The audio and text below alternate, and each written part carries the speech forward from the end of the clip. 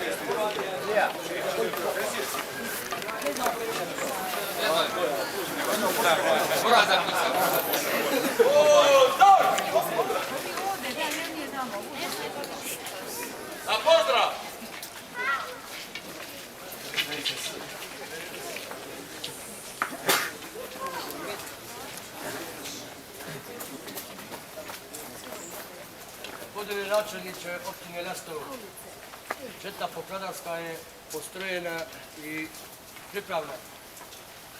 Molimo vas da nam date privolu, da obavimo danas vjekovima stari običaj. Da ga provedemo lastovskim skalinima i ulicama, da ga 3 puta pijamo i da ga večeras na dolcu izgorimo. Poštovani kapo, poštovani pokladari. Na današnji dan, znači pokladarski utorak, imate veliku čast, ali isto tako veliku odgovornost i obavezu da promičete kulturne povijesti i tradicionalne pokladarske običaje otoka Lastova. Onako kako su godinama i vjekovima promicali vaši prethodnici. Obilazeći mjesto Lastovo, posjećujući kuće vaših domaćina, sve do gornje ruke i završni čin ovdje na Doncu, veselite se skupa sa našim Lastovcima i sa mnogobrojnim gostima koji su ovom prilikom pohodili otok Lastovo. Isto tako tražimo od vas da se odgovorno i primjereno ponašate onako kao se ponašali vaši prethodnici. Kako dajem vam privolu da povedete svoju četu da izvršite svoju zadaću. Hvala gospodine načelniče. Ponovo možete početi.